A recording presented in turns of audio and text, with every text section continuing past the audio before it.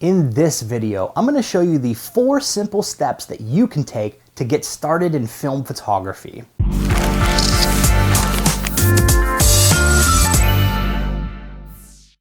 Hey everybody, welcome to Dan Bullman Photography. Every Tuesday and Friday I release new videos, portrait photography tutorials, and gear reviews to help you become a better photographer faster. So if you're feeling a little bit confused about how to get started in film photography, I got you covered in this video, man. So let's talk about the 4 steps that you can take to get started in film photography. So the first step would be to get a 35mm film camera. So I recommend getting your hands on any 35mm film camera that you can. If you don't have a camera, the first place that I would start looking is asking relatives if they have an old camera sitting in their attic or a closet that they'd be willing to give to you. Now, if you don't have a camera in your family or you can't get your hands on one, then the next step would be to search on eBay or on a site like KEH.com to buy a camera online. Pretty much you can pick up anything and you'll be off to the races to get started. But if you're interested in a very cheap camera and you're not really sure what to buy, some recommendations are the Olympus OM-1, the Canon FTb, which is the camera that I started shooting with, or a camera like the Pentax K1000. Again, you don't want to spend a lot of money when you're first starting to get into film. You can always buy more fancy or expensive cameras down the road.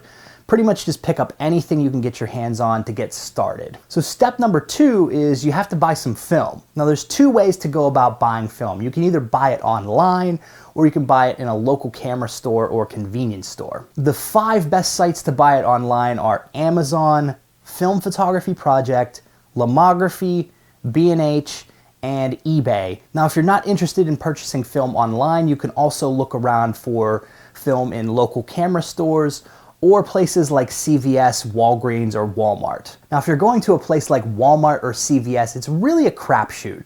A lot of them don't even carry film anymore, and if you can even find film, it's usually the cheapest stuff that's available. So for 35mm film, broadly speaking, there are 2 different types of film you can get. You can either get color film or black and white film. Now there's some variations within those categories, but just to keep it simple, we'll start there. So if you're interested in shooting color film, some recommendations on the cheap end are Kodak Gold or Fuji Superia. And then if you want to get a more professional grade film, you can get something like Kodak Portra 400 or Fuji Pro 400H. Now if you're interested in shooting black and white film, some films that I would recommend are Kodak Tri-X 400, T-Max 400, or Ilford HP5. Now again, there are a lot more films available. I will put some links in the description where you can find complete lists of what's available in color and black and white. But for now, those are some of the recommendations that I would give if you're just starting out. So step number 3 is to actually shoot the film. So now that you've got your camera and you've got some film for your camera,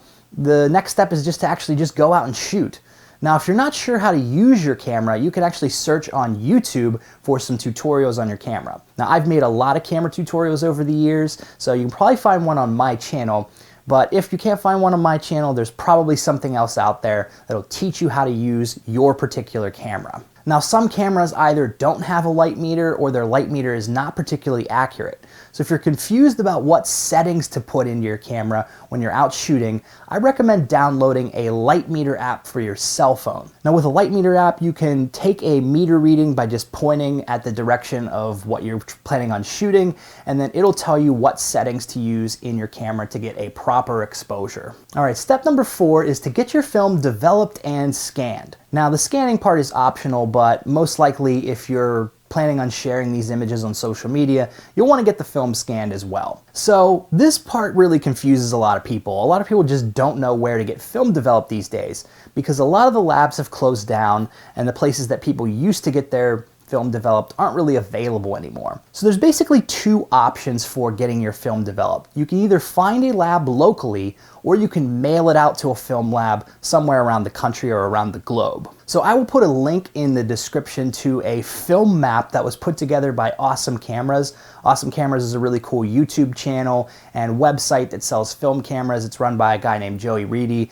He's really knowledgeable about film, and he put together this film map which shows different labs around the country. One of the places I would start if you can't find a lab in your area is to just Google search film developing in my my town. So when I was looking for a local lab, I just typed in film developing Boston, and I found Color Tech of Boston, which is where I developed film for a while. Now, if you can't find a lab in your area, you can also develop your film by mailing it out. So you can mail it out to a place like the Darkroom, Indie Film Lab, or the Fine Lab. So I'll put some links in the description to where you can find a lab to develop your film. So it's pretty much as simple as just mailing it out and paying for processing. I would recommend getting your film scanned as well, and then using that to share on social media. Now, you can scan film at home. You can buy something like an Epson V600 or an Epson V750 to scan film at home. And this is something that I did for a while, but eventually I decided that I didn't want to spend time scanning film, and now I just have the lab do all of my scanning for me. So yeah, that's pretty much it. If you're interested in shooting film, those are pretty much all the steps you need to go through, and it's really a simple process. I think people kind of get overwhelmed or intimidated by the thought of shooting film, but it's really pretty easy to get into film photography, and for a lot of photographers, it's really fun. So if you have any questions about film photography, feel free to leave them in the comments below. And also, if you're interested in seeing more tutorials, subscribe to my YouTube channel. We'll see you soon, folks. This has been another episode of Dan Bullman Photography. Peace!